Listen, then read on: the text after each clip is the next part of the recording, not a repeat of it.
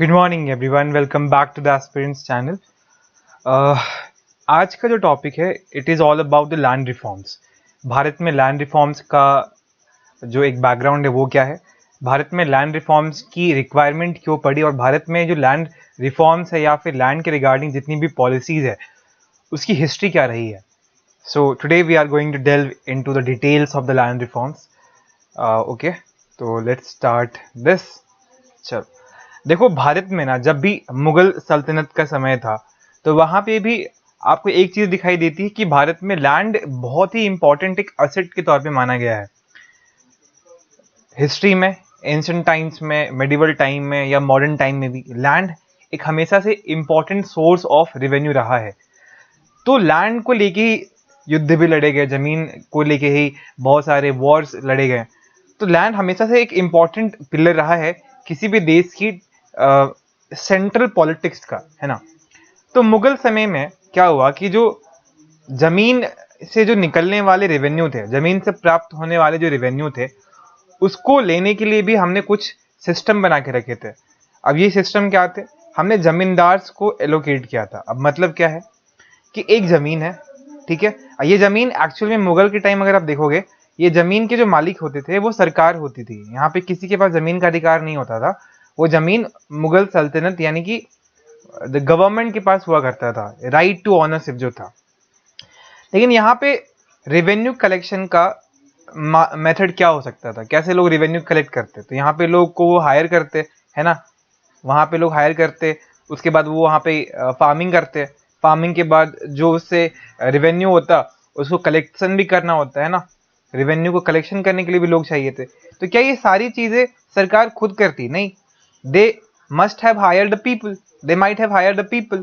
अब वो हायरिंग के प्रोसेस में उन्होंने एक सिस्टम बनाया कि जो कलेक्शन की जिम्मेदारी है, उन्होंने बोला हम एक ऐसे इंसान को देंगे जो एक इंटरमीडियरी के तौर पे काम करेंगे, जो इन फार्मर से, जिनको हम ही ने वहां पे एलोकेट किया है, उनसे रेवेन्यू कलेक्ट करेंगे और ये रेवेन्यू कलेक्ट करके हमें दे देंगे।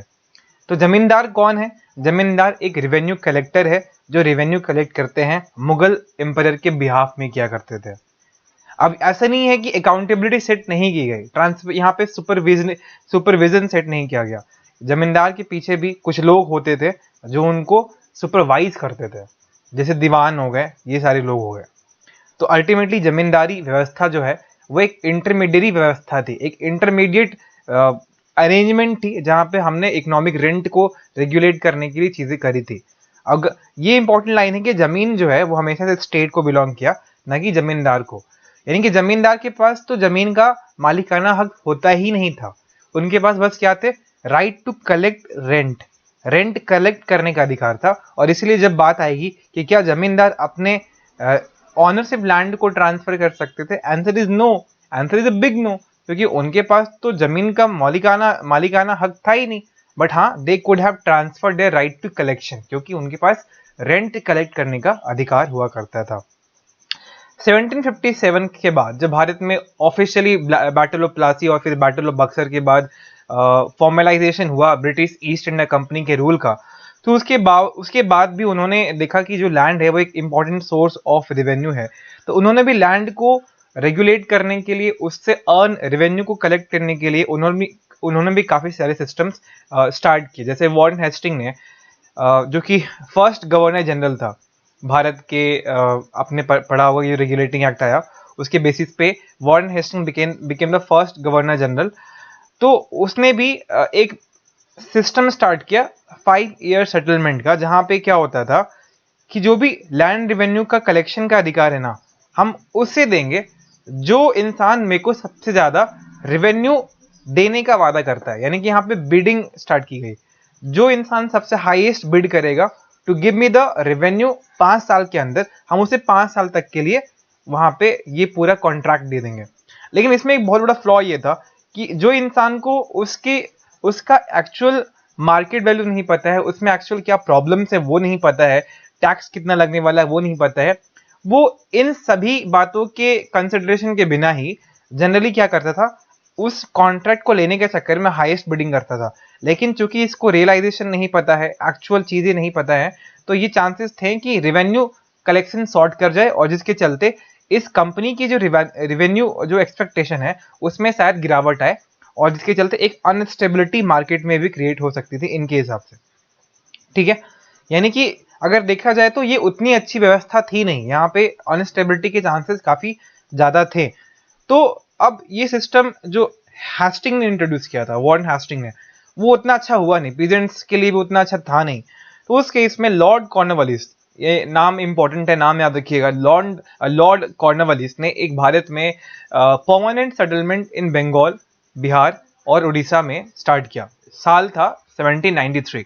तो in year the 1793 basically he started this practice, जहां पे भारत में अगर देखा जाए तो ये कब तक चलते रहा, almost till India, until India received achieved it's freedom. ठीक है, अब इसका मेन मकसद क्या था? इसका मेन मकसद यही था कि भारत में या फिर उस सिस्टम से पहले जो फ्लॉज थे उसको एड्रेस करना, और उसको एड्रेस करने के प्रोसेस में उन्होंने काफी सारे सर्वे कराए, पास्ट रिकॉर्ड के सर्वे कराए। क्योंकि एक चीज पता है यहाँ पे ये भी ये था कि इस वाले सिस्टम में, 5 ईयर सेटलमेंट वाले सिस्टम में, कि आपको पता ही नहीं होता था कि आपको कितना हर साल पेमेंट करना है। ठीक है, आपने इस साल 100 रुपये ले लिया, मतलब जो रेंट है, जो रेवेन्यू कलेक्टर है, आप उसने आपसे 100 रुपये मांग लिए। ठीक है, फिर कभी उसने आपसे 150 रुपये मांग लिए, कभी उसने आपसे 200 मांग लिए। तो इस पूरे 5 ईयर सेटलमेंट के पूरे स्ट्रक्चर में एक बहुत बड़ा ये फ्लॉ था कि आपको पता ही नहीं होता था कि आपको असेसमेंट में कितना पेमेंट करना पड़ेगा। तो देयर वाज अनसर्टेनिटी। ठीक है, जब ये अनसर्टेनिटी होगा तो जो टेनेंट है, जो काम कर रहा है, जो वहां पे फार्मिंग कर रहा है, वो कभी भी इसमें इंटरेस्टेड नहीं होगा कि हम अपने कैपिटल को इन्वेस्ट करके उस मार्केट को, उस लैंड को इंप्रूव करें। तो इस कैपिटल फॉर्मेशन नहीं हो पा रहा था, लैंड की कंडीशन इंप्रूव नहीं हो पा रही थी, और इसलिए हमारे पास एक बहुत बड़ा प्रॉब्लम स्टार्ट हो गया था। इस सारे प्रॉब्लम्स को एड्रेस करने के लिए लॉर्ड कॉर्नवालिस ने काफी सारे सर्वे कराए पास्ट रिकॉर्ड के बेसिस पे, और उन्होंने जब एक सर्वे कराया तो उन्होंने एक अमाउंट फिक्स किया। एक बहुत ही बड़ा एक रिमार्केबल चेंज था जहां पे उन्होंने अमाउंट फिक्स किया। अब जैसे ही आपने अमाउंट फिक्स किया, दे इज सर्टेनिटी कि आपको कितना देना है, और उसके हिसाब से आप अपने रिवेन्यू कलेक्शन में अपने एडजस्टमेंट करते हो, एंड उसके बाद चीजें आप थोड़ा सा श्योर हो जाते हो क्या करना है नहीं करना है। ठीक है, खैर, अब इसके फीचर क्या थे? देखिए, इस कॉर्नवालिस के टेन्योर के शुरुआत से पहले जो लैंडलॉर्ड्स थे, यानी कि जो जमींदार थे, उसे उन्हें हम जमीन के जो ऑनर्स है वो मतलब नहीं मानते थे। लेकिन ये परमानेंट सेटलमेंट, आपने अभी देखा था, जमींदार जो थे उनके पास भी जमीन का मालिकाना अधिकार नहीं हुआ करता था, बल्कि उनके पास रेंट लेने का अधिकार हुआ करता था। लेकिन इस परमानेंट सेटलमेंट ने लैंडलॉर्ड्स को ये बोला कि आप जो हैं वो एक्चुअली में जमीन के ऑनर भी हैं, पेजेंट्स जमीन के ऑनर नहीं है। और जिसके चलते हमने मतलब जो जमीन से जो प्राप्त रेवेन्यू है उसे लेने का एक प्रोसेस भी स्टार्ट किया। ठीक है, यानी कि जमींदार और रेवेन्यू कलेक्टर, जो लोग जमीन से रेवेन्यू लेते थे, उन्हीं को हमने उस जमीन का मालिकाना अधिकार भी दे दिया। यानी कि अब वो सिर्फ गवर्नमेंट के एजेंट नहीं है, बल्कि वो लैंड रेवेन्यू कलेक्ट करने के लिए एक बहुत ही इंपॉर्टेंट टास्क है, टूल है उस गवर्नमेंट का, और साथ ही साथ उस पूरी जमीन का मालिकाना अधिकार भी उनके पास आ गया है। यानी कि उनके पास जो ऑनरशिप है, वो मालिकाना जो अधिकार है, वो अब उनको ये बोल दिया गया है कि आप इसको ट्रांसफर भी कर सकते हैं, और आप इस अधिकार को वंशानुगत भी चला सकते हैं। जबकि आपको इंपॉर्टेंट ये याद रखना है, मुगल सल्तनत के समय या फिर इस लॉर्ड कॉर्नवालिस के परमानेंट सेटलमेंट प्रैक्टिस से पहले भी ये जो लैंड रेवेन्यू का जो पूरा ऑनरशिप था, राइट ऑफ ऑनरशिप जो था, वो हेरिडेटरी नहीं था, ना ही ट्रांसफरेबल था। ठीक है, उसके बाद फिर से एक नया सेटलमेंट आया, it's was ryotwari settlement. Ryotwari settlement क्या था? थॉमस मुनरो ने बेसिकली क्या किया कि बॉम्बे मद्रास प्रेसिडेंसी में ये चीजें स्टार्ट करी, और साथ ही साथ विलियम बेंटिक। अच्छा, एक ये जो सिस्टम है, अभी हम लोग आगे देखेंगे, खैर ये जो पूरा सिस्टम है ना, जमींदारी सिस्टम, रैयतवाड़ी सिस्टम, महलबारी सिस्टम, या जो परमानेंट सेटलमेंट सिस्टम है, ये सब में ना डिफरेंस जो कहाँ आता है? डिफरेंस आता है मोड ऑफ पेमेंट। क्या पेमेंट कैसे करते हो, रेवेन्यू कलेक्ट कैसे करते हो? Mode of revenue collection, mode of revenue collection, ये लाइन अगर आप समझ जाओगे, you will get to understand, you will get to know कि डिफरेंसेस कहाँ है। ठीक है, रैयतवारी सेटलमेंट में ये जो हमने रेवेन्यू कलेक्शन का जो मोड है वो डायरेक्टली हमने फार्मर से ले लिया, जिसे हम रैयत बोलते थे, फार्मर से डायरेक्टली, यानी कि सरकार is directly engaging with the farmer, जिन्हें हमने रैयत बोला है, और यहाँ पे कोई इंटरमीडियरी इन्वॉल्व नहीं है। ठीक है, चलो नेक्स्ट हमारे पास क्या है, और चूंकि यहाँ पे कोई इंटरमीडियरी इन्वॉल्व नहीं है तो ऑब्वियस सी बात है कि जो रैयत है वही जमीन के मालिक भी हैं, वही जमीन के ऑनर भी हैं। Next we have Mahalwari system. अब महलवारी सिस्टम क्या है, ये पहली बात तो इसको विलियम बेंटिक ने लॉन्च किया था, विलियम बेंटिक ने इस पूरे प्रोसेस को स्टार्ट किया, विलियम बेंटिक। ठीक है, उसके बाद ये एक जमींदारी सिस्टम का मॉडिफाइड वर्जन है। इसमें क्या होता था, जो रेवेन्यू कलेक्शन का मोड है वो गांव पे होता था। मान लो कि हमने बोला एक गांव है बड़ा सा, यहाँ पे बहुत सारे फार्मर्स काम करते हैं और इन सभी ने कुछ ना कुछ तो रेवेन्यू मतलब अर्न किया होगा। हमने सबको बोला कि आप एक काम करो, अपना सारा जो पैसा है एक इंसान को दे दो, वो शायद गांव का मुखिया हो, और हम इसी मुखिया से रेवेन्यू कलेक्ट कर लेंगे। तो instead of directly going to the farmers, all the individual farmers, यहाँ पे क्या हो रहा है, हमने गांव के लेवल पे, एक विलेज के लेवल पे एक इंसान को बना दिया है जिससे हम रेवेन्यू कलेक्शन करेंगे। This is the Mahalwari system. कोई बहुत बड़ा डिफरेंस नहीं है ना, जिसे हमने अब यहाँ पे गांव को क्या ट्रीट किया जाता था, गांव को स्टेट्स या महल के नाम से जाना जाता था। ठीक है, यही सारी चीजें थी, ये था आपका 3 सिस्टम बेसिकली था। आजादी के बाद भारत में लैंड रिफॉर्म्स क्या हुआ। अब लैंड रिफॉर्म का मतलब क्या है, देखो लैंड रिफॉर्म का बेसिकली मतलब है जब आप किसी भी एग्रेरियन स्ट्रक्चर में, किसी भी देश की जो एग्रेरियन स्ट्रक्चर है ना, उसमें डायरेक्ट इंटरवेंशन करते हैं। डायरेक्ट इंटरवेंशन मतलब स्टेट का इंटरवेंशन करके जब आप चीज़ों को थोड़ा सा चेंज करने की कोशिश करते हैं। क्यों चेंज करने की कोशिश करते हैं, लैंड रिफॉर्म का मतलब किस पर्सपेक्टिव से आप चेंज करने की कोशिश करते हैं, ऑब्जेक्टिव क्या होते हैं। तो जो लैंड डिस्ट्रीब्यूशन है उसको हम लोग इक्वल कर सके, यानी कि लैंड रिफॉर्म्स क्यों जरूरी पड़ा। पहली बात तो लैंड का जो डिस्ट्रीब्यूशन है वो सही से हुआ नहीं होगा, जिसके चलते एक have not and haves class की सोसाइटी का फॉर्मेशन हो गया, है ना, और जिसके चलते इनइक्वालिटी बढ़ गया, जिसके चलते अब ये भी देखो कि भारत में आज कितना बड़ा एक प्रॉब्लम है कि जो लैंड है, कितने छोटे छोटे जमीन सबके पास है ना, 2 एकड़ 1 एकड़। अगर रिसेंटली सर्वे के हिसाब से देखा जाए तो भारत में आज जो जमीन है वो लगभग 0.52 हेक्टेयर है एवरेज एक इंसान के पास। अब इतने छोटी सी जमीन में कोई भी इंसान ट्रैक्टर तो यूज नहीं करेगा, कोई भी इंसान बड़ी बड़ी मशीनें यूज नहीं करेगा। तो भारत में लैंड रिफॉर्म की बहुत सारी जरूरत है। इसका क्या क्या रीजन हो सकता है, पहला इनइक्वल अनइक्वल डिस्ट्रीब्यूशन है लैंड का। भारत में आज 80% 86% जो किसान है ना, उनके पास मात्र 2 हेक्टेयर से कम की जमीन है, और जो 14% है या 10% है उनके पास 10 हेक्टेयर से ज्यादा की जमीनें हैं। तो दे इज क्लियर एंड वेरी मतलब आराम से दिख रहा है कि कितना बड़ा एक इनइक्वल डिस्ट्रीब्यूशन है, अनइक्वल डिस्ट्रीब्यूशन है। दूसरा, लैंड जब यहाँ पे छोटे छोटे भागों में बटा हुआ है तो आप वहाँ पे मशीन यूज नहीं कर सकते, बड़े बड़े टेक्नोलॉजी का यूज नहीं कर सकते, और जिसके चलते लैंड का सही से यूज नहीं हो पाते, और भारत में उस लेवल का जो है एग्रीकल्चरल आउटपुट नहीं हो पाता है। तो भारत की इकोनॉमी में भी रिसेंट टाइम्स में there has been a decline in the contribution of the from the agricultural side, एक बड़ा प्रॉब्लम है।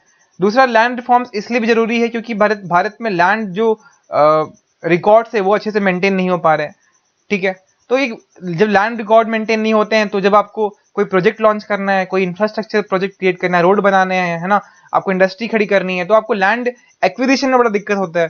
ठीक है, उसके बाद जब आप लैंड एक्विजिशन कर रहे हो, आपको पता ही नहीं है कि आपने किसी इंसान की जमीन ले ली है और उसे आपने जॉब नहीं दिया है, उसको आपने कंपनसेशन नहीं दिया है। तो ये सब चीजों को इंटरवीन करने के लिए you need a direct intervention by the state. तो उस केस में इस पूरे प्रोसेस को लैंड रिफॉर्म कहा जाता है, जहां पे आप रेंट रेगुलेट करते हो, है ना, जहां पे आप जो इंसान खेती कर रहे हैं इंटरमीडियरी हैं उनको रेगुलेट करते हो, उनके लिए आप देखते हो, उनके लिए आप सिक्योरिटी डिसाइड करते हो, है ना, ये सारी चीजें आप करते हो लैंड रिफॉर्म में। उसके बाद आप ये देखते हो कि कोई ज्यादा वहां पे एक्सप्लॉइटेशन नहीं हो फार्मर का, है ना, तो आप इंटरमीडियरी यानी कि जमींदारी प्रथा खत्म करोगे। ठीक है, आप फिर बोलोगे कि यार जमीन इतना फ्रेगमेंटेड है, हम क्यों ना सबको बोले कि आप सब एक साथ मिलकर आके जमीन में खेती कीजिए, तो हम कोऑपरेटिव फार्मिंग की बात करेंगे। ठीक है, अब ये सारी चीजें हो जाएंगी तो जब जमीन मेरे पास आ जाएगा तो जमीन को एक्वायर करने के लिए हम एक लॉ लेके आएंगे, हम सबको कंपनसेशन देंगे, है ना, हम ये सारी चीजें करेंगे, ये सारी व्यवस्थाओं को हम लोग बोलते हैं लैंड रिफॉर्म। इस पूरे प्रोसेस को बोलते हैं लैंड रिफॉर्म। ठीक है, आगे समझ में? अब चलो ठीक है, तो भारत में जो लैंड रिफॉर्म हुआ उसमें कुछ 3 महत्वपूर्ण पहलू थे। जैसे सबसे पहले हमने बोला हम इस इंटरमीडिएट व्यवस्था को खत्म करना चाहते हैं। आपने भी देखा कि जो जमींदारी व्यवस्था थी वो एक्सप्लॉइटिव इन नेचर है। एक्सप्लॉइटिव इन नेचर यानी कि वहां पे अब जो इंसान है जो रेंट कलेक्ट कर रहा है वो इतना ज्यादा रेंट मांगने लगते थे कि जो फिजिकली, जो कि प्रैक्टिकली पॉसिबल नहीं है। उस केस में अगर मान लो आपने 100 रुपए रेवेन्यू मतलब अर्न किए हैं तो 25 रुपए तो वो जमींदारी ले जा रहा है, आपके पास बचा कितना? 75। उसमें आपको अपने इनपुट को पेमेंट करना है, आपने जहां से सामान खरीदा है उसको पेमेंट करना है, तो अल्टीमेटली आपके पास पैसा बचता नहीं था। और जिसके चलते आपने कभी भी फिर उस पैसे से आप इन्वेस्टमेंट कहाँ से करोगे? और जमीन में आप जब इन्वेस्टमेंट ही नहीं करोगे तो क्या आपकी एग्रीकल्चर आउटपुट बढ़ेगी? नहीं बढ़ेगी। जब एग्रीकल्चर आउटपुट ही नहीं बढ़ेगी उस केस में क्या होगा? कोई कैपिटल फॉर्मेशन नहीं हो रहा है तो ग्रोथ कहाँ से होगा? एक बहुत बड़ा प्रॉब्लम तो ये था। इसलिए आजादी के बाद से ही एक जमींदारी व्यवस्था जो थी उसको हटाने का जो पूरा मकसद था वो हमारी टॉप नॉच प्रायोरिटी में भी रहा। और 5, 6, 7 साल एक लंबे समय अंतराल के बाद हर स्टेट्स ने, लगभग बहुत सारे स्टेट्स ने जमींदारी एबॉलिशन एक्ट्स पास किया। ठीक है, और जमींदार ये उतना मुश्किल भी नहीं था। मतलब ठीक है, हम समझ में आता है कि जमींदारों ने बहुत बार जमींदारों ने बहुत बार कोर्ट का दरवाजा खटखटाया। उन्होंने अर्जी लगाई कि भाई हमारे जमीन, हमारी प्रॉपर्टी पे जो है वो हमें डिस्पोज किया जा रहा है। लेकिन खैर, जमींदारी व्यवस्था को हटाना उतना मुश्किल इसलिए भी नहीं रहा क्योंकि जमींदार को हमेशा से एक ऐसा क्लास माना गया जिसने आजादी के समय भी अंग्रेजों का बहुत साथ दिया था। तो इसलिए सोशल बॉयकॉट इन समाजों का बहुत हुआ। और जिसके चलते जब सोशल एक्सेप्टेंस ही नहीं था तो इसलिए लेजिस्लेशन के बेसिस पे हमें इसे हटाने में उतना प्रॉब्लम नहीं हुआ। Yes, there was challenge, there were many challenges, but still considering की एक बहुत बड़ा प्रॉब्लम था, उतना मुश्किलात नहीं हुआ उसको खत्म करने में वहां पे। ठीक है, चलो। लेकिन एक जो है ना जमींदारी एबॉलिशन में सबसे बड़ा जो मतलब दिक्कत ये आया कि हमारे पास लैंड रिकॉर्ड्स थे नहीं। दूसरा, पर्सनल कल्टीवेशन। इस लॉ ने ये बोला कि जमींदार हैं या फिर जो भी इंसान है वो ना अपने जमीन को सीलिंग, हमने पहली बात तो सीलिंग डिसाइड कर ली कि अपना आप ना इतना मतलब हमने जमीन का एक फिक्स कर दिया कि इतना ही जमीन आपके पास होना चाहिए, और अगर आपको रखना भी है इस लिमिट से ज्यादा तो वो आपके पर्सनल कल्टीवेशन में होना चाहिए। ठीक है, तो पर्सनल कल्टीवेशन और इस सीलिंग के बेसिस पे हमने थोड़ा सा रिलैक्सेशन दिया। लेकिन कई बार ये सीलिंग इतना बड़ा होता था ना कि जमींदारों को तो कोई फर्क नहीं पड़ा। मान लो कि आपके पास है 10 एकड़ जमीन, हमने बोला है इस लॉ के अंदर कि आप 12 एकड़ तक जमीन रख सकते हो, तो फिर फायदा क्या हुआ? इन जमींदारों को कोई नुकसान हुआ? नहीं हुआ। तो एक बड़ा प्रॉब्लम ये था। फिर हमने बोला कि हम जो टेनेंट्स हैं, जो इस पे काम करते हैं, जो जैसे कभी आपने देखा होगा कि अभी कभी आप गाँव पे जाते होंगे तो आपकी जो जमीन होते हैं उसमें कुछ लोग काम करते हैं। आप जमीन के मालिक आप ही हो, लेकिन आप चूंकि बाहर रहते हो आपने उसका जो कल्टीवेशन का राइट है वो किसे दे दिया है? उन टेनेंट्स को दे दिया जो वहां पे खेती जो करते हैं, देखभाल करते हैं। ठीक है, तो ऐसे 3 टाइप के कैटेगरी थे टेनेंट्स के, उन्हें हम टेनेंट्स कहते हैं। एक है ऑक्यूपेंसी, एक है टेनेंट्स एट विल, और एक है सब टेनेंट्स। ऑक्यूपेंसी टेनेंट्स है ना, ये बहुत ही अच्छे टेनेंट्स की कैटेगरी में आते हैं क्योंकि इनके पास उस जमीन पे खेती करने का परमानेंट राइट होता है। उन्हें आप निकाल नहीं सकते, उन्हें आप एविक्ट नहीं कर सकते, और साथ ही साथ अगर आप उन्हें एविक्ट भी करते हैं उस केस में वो कंपनसेशन भी आपसे मांग सकते हैं। टेनेंट्स एट विल वो कैटेगरी है जहां पे उनके पास कोई सिक्योरिटी नहीं है, उन्हें बहुत ज़्यादा रेंट पे करना होता है, और साथ ही साथ अगर लैंडलॉर्ड जो है, जो ज़मीन के मालिक है, उनका जब भी मन करेगा वो आपको उस ज़मीन से बाहर निकाल देंगे। और जो सब टेनेंट्स की कैटेगरी है वो ऐसे टेनेंट्स हैं जिनको ऑक्यूपेंसी टेनेंट्स ने ही हायर किया है। These are the 3 categories of the tenants. अब 1950s 1960s में हमने भी कुछ रिफॉर्म्स लाए। क्यों रिफॉर्म्स लाए? ताकि हम जो टेनेंट्स हैं उनको सिक्योरिटी दे सके। जिन्होंने लगभग मान लो कि 6 साल 7 साल तक के लिए कंटिन्यूअसली उस जमीन पे कल्टीवेशन करा है, आप उसे ऐसे नहीं निकाल सकते। आप उन्हें सिक्योरिटी दीजिएगा, आप उन्हें अधिकार दीजिएगा, क्योंकि आपने एक समय दिया है उस जमीन पे, हम आपको बहुत ही एक सिक्योरिटी देना चाहते हैं। फिर हमने बोला कि आप जो टेनेंट से इतना ज़्यादा रेंट मांगते हैं वो रेंट कभी भी फेयर नहीं हो सकता, तो इस रेंट को कम करने के लिए, इस रेंट को रेगुलेट करने के लिए हमने उसमें इंटरवेंशन करा। फिर हमने क्या बोला, हमें जो टेनेंट्स है उन्हें ऑनरशिप भी चाहिए, ठीक है, उन्हें ऑनरशिप भी देना जरूरी है। तो बहुत सारे स्टेट्स में हमने टेनेंसी रिफॉर्म्स भी लगाए, है ना। लेकिन जब टेनेंसी रिफॉर्म्स आए तो उसके चलते पता है क्या हुआ, टेनेंसी को टारगेट करने के लिए आपने लॉ बनाए, ठीक है। तो बहुत सारे लोगों ने इन टेनेंट्स को जमीन से हटा दिया और उनको कुछ परसेंटेज शेयर पे अपने जमीन में इन्वॉल्व किया है। मान लो कि हमने बोला कि आप 60% हमें दे दीजिएगा, 40% आप अपने पास रख लीजिएगा जहां पे काम करेंगे। तो इस स्ट्रक्चर से क्या हुआ ना, जो टेनेंट्स था वो टेनेंट्स नहीं कहलाएंगे, वो अब शेयर क्रॉपर्स कहलाएंगे, शेयर क्रॉपर्स। यानी कि बेसिकली इन्होंने एक मूव से अपना पूरा टेनेंट्स का जो डेफिनेशन है वही चेंज कर दिया गया, है ना। तो यानी कि टेनेंट्स तो है, एक्सप्लॉयटेशन हो ही रहा है, लेकिन उनका नाम चेंज हो गया इस मतलब इनके इस मूव से, ठीक है। तो इसलिए टेनेंट जो टेनेंसी रिफॉर्म्स था वो बहुत ही उतना भी इफेक्टिव नहीं हुआ, है ना। उन्हें आज नया नाम दे दिया गया फार्म सर्वेंट्स, ठीक है, समझ में आ रहा है, ठीक। चलो, तो ये सारे रिफॉर्म्स हमने किए। चलो, अब देखो, ceiling on the size of the land holdings and it's distribution. इसका मतलब क्या है कि सबसे बड़ा प्रॉब्लम क्या था कि जो पूरी लैंड स्ट्रक्चर थी भारत में आजादी से पहले, अनइक्वल डिस्ट्रीब्यूशन ऑफ लैंड हुआ करता था, जहां पे बहुत एक्सेस अमाउंट ऑफ लैंड किसी एक इंसान के पास होता था और बहुत कम लोगों के पास, बहुत ज्यादा लोगों के पास बहुत कम कम जमीन का टुकड़ा हुआ करता था। तो लैंड सीलिंग एक्ट जो डिफाइन करता है कि आप कितना लैंड का साइज रख सकते हैं और एक इंसान, एक फैमिली कितना उसको ओन कर सकता है। इस सीलिंग लेजिस्लेशन का मेन ऑब्जेक्टिव क्या था कि जो सरप्लस लैंड है उसे हम डिस्ट्रीब्यूट कर दे लैंडलेस क्लास को, जिसके चलते हम भारत के संविधान के अनुसार एक इक्वल सोसाइटी की फॉर्मेशन या फाउंडेशन कर सके। 1960s तक भारत में लगभग अगर आप देखिए तो ऑलमोस्ट सारे स्टेट गवर्नमेंट ने लैंड सीलिंग एक्ट तो पास कर दिया था, लेकिन the point to be noted over here is this, 1 एकड़ का जमीन भी सरप्लस नहीं माना गया था। यानी कि लॉ में कहीं ना कहीं तो लूपहोल्स है ना, कि इतने सारे एक्ट्स पास करने के बावजूद आप ये बोल रहे हो कि नहीं सब तो लॉ के अंदर ही है, सब तो लॉ के डिसाइडेड जो सीलिंग है उसी के अंदर आते हैं। इसका रीजन क्या हो सकता है? इसका रीजन ये हो सकता है कि आपने जो सीलिंग लिमिट लगाई होगी वो इतना बड़ा है कि उसमें के बाहर कोई जमीन जा नहीं रही है, और वो भी स्टेट टू स्टेट वैरी कर रहा था। तो इस प्रॉब्लम को दूर करने के लिए हमने फिर एक नया लैंड सीलिंग पॉलिसी लाई 1971 में। 1972 में हमने गाइडलाइंस दी और ये बोला कि हम 10 से 18 एकड़ का जो जमीन है उसे हम सीलिंग ये कर रहे हैं, मतलब कुछ कुछ हमने पैरामीटर्स दिए। लेकिन इस पूरे सीलिंग रिफॉर्म में उतना सक्सेस नहीं मिला। इसका सबसे बड़ा रीजन ये था कि हमने सीलिंग लिमिट में बहुत सारे एग्जाम्पशंस दिए थे। क्या एग्जाम्पशन दिए थे?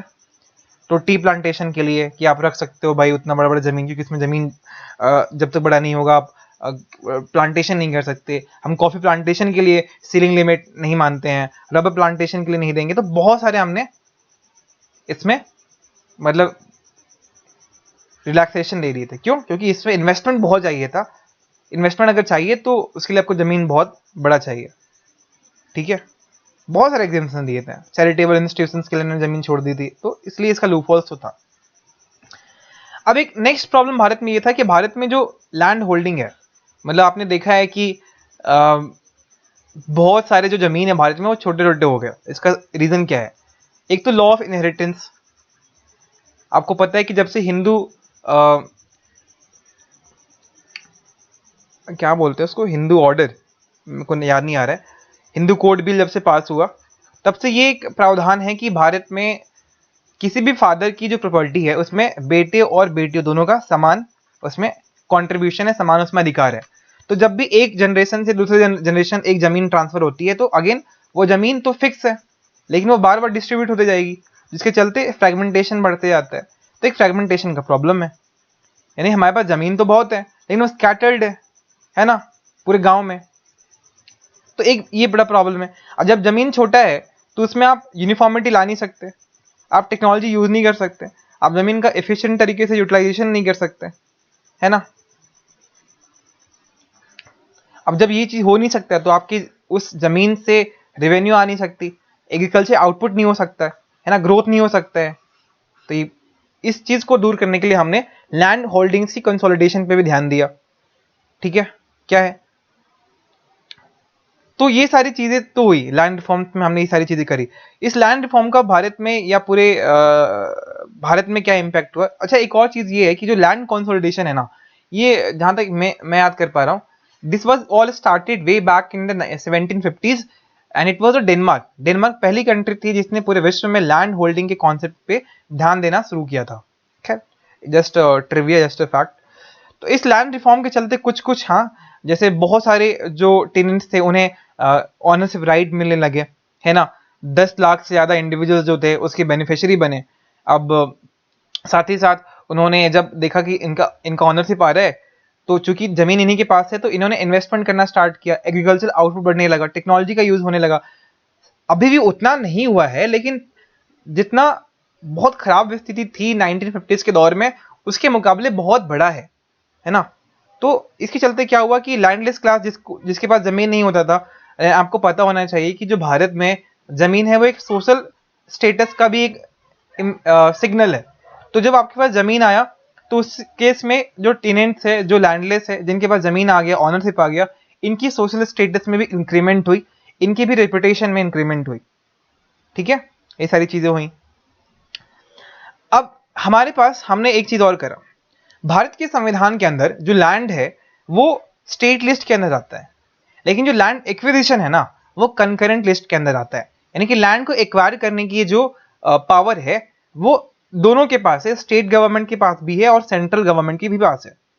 इस केस में अगर दोनों में से कोई भी, सेंट्रल गवर्नमेंट या स्टेट गवर्नमेंट लॉ बनाएंगी, तो in case of conflict central government की जो लॉ है वो प्रिवेल करेगी।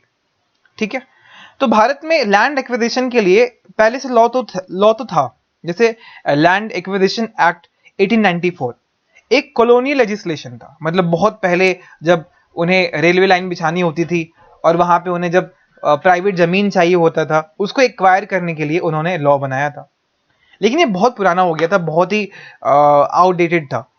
तो हमने क्या करा, हमने, अब इसमें क्यों आपको लगता है क्या दिक्कतें होंगी, कभी भी हमारे उन लोगों के इंटरेस्ट के लिए इन्होंने बात ही नहीं किया जिनको आपको रिहेबिलिटेट करना था। कंपनसेशन बहुत ही खराब था, है ना। तो कभी भी अच्छे से इन्होंने अपने इंटरेस्ट को ही ध्यान में रखा, और जिसके चलते चूंकि भारत एक डेमोक्रेटिक कंट्री है, अगर आप कोई भी यहाँ प्रोजेक्ट बनाना चाहते हैं तो you need to have the people on board. उनकी कंपनसेशन, उनकी रिहेबिलिटेशन, उनके सोशल जो इमोशनल जो डैमेज होता है उस पूरे लैंड एक्विजिशन के प्रोसेस में, you have to consider all those thing. तो हमने क्या करा, हमने बेसिकली कुछ कुछ स्टेप्स लिए। जैसे हमने एक लॉ बनाया, the right to fair compensation and transparency in the land acquisition, rehabilitation and resettlement act 2013। यह एक्ट क्या कहता है, यह कहता यह है कि हम जो है लैंड अगर आपने एक्वायर करना है सिर्फ पब्लिक पर्पस के लिए, तो इस एक्ट का यूज किया जा सकता है। अब पब्लिक पर्पस प्रोजेक्ट का मतलब क्या है, जैसे मिलिट्री हो गया, नेवल हो गया, एयरफोर्स इंक्लूडिंग जितने भी मतलब नेशनल सिक्योरिटी के लिए प्रोजेक्ट हो गए, वो सारी चीजें आ गई। ठीक है, हो गए, रेलवे हो गया, हाईवे हो गया, रोड बना रहे हो आप, है ना, लैंडलेस क्लास के लिए आप घर बना रहे हो, ठीक है, आप हॉस्पिटल्स बना रहे हो, कॉलेजेस खोल रहे हो, एडमिनिस्ट्रेड रिसर्च इंस्टीट्यूशन खोल रहे हो। यानी कि कहने का मतलब है पब्लिक इंटरेस्ट में अगर आप चीजें कर रहे हो तो उस केस में अगर आपको जमीन चाहिए तो आप इस एक्ट का यूज कर सकते हो।